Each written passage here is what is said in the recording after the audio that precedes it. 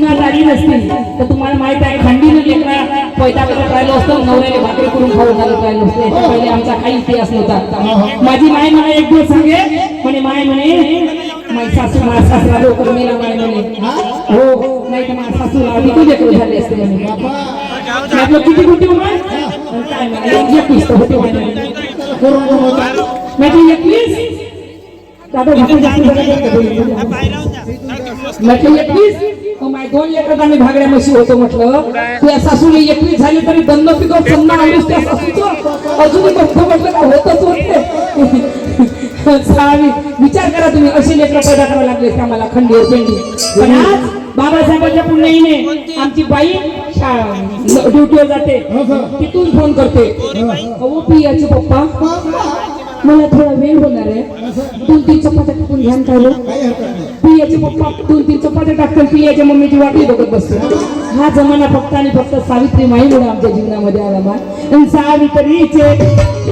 सावित्रीचे उत्तर मायला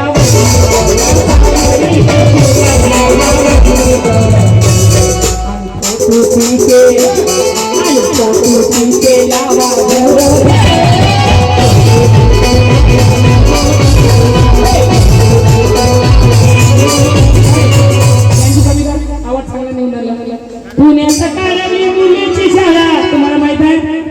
पहिल्या काळामध्ये लेकरं कसे अबॉर्शन करायचं ते काळ नव्हतं म्हणून बाया लेकरं फेकून देत होते ते लेकरं महात्मा ज्योतिबा फुले वागत होते आणि मी ते चालू केलं माय मावल्याने माझं अनाथ आश्रम एक चालू होत आहे कोणी लेकरं जायज असो न्याय जायज असो फेकू नका माय मी घ्यायला तयार आहो माझ्या पदरात आणून टाका कोणाचं नावही कोणापर्यंत जाणार नाही माझ्या दारात आणून टाका माझा नंबर घ्या माय 7350444194 नंबर घ्या माझा मी उदयनगरला नागपूरला राहते बाहेर माझ्या दाराच्या बाहेर आणून टाका पण लेकरू फेकू नका माय कुठेही जायज राहू की ना जायज मी वागायला तयार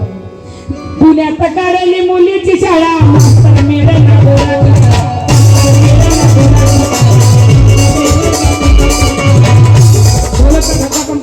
भद्र वाजून राहील ढोलक पुण्यात काढली मुलीची शाळा मास्तर मेडन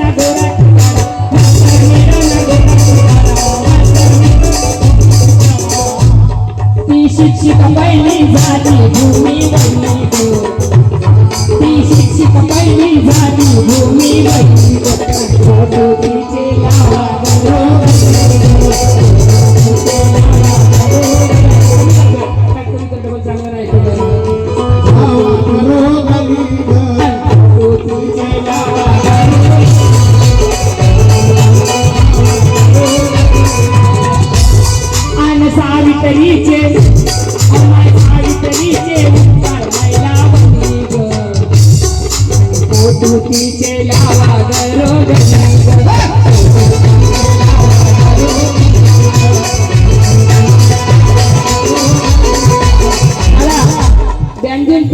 मॉनिटर मध्ये असं ढोलक मॉनिटर मध्ये नाही तो इथंच ऐकून मिळाला मला इथं ऐकवायला पाहिजे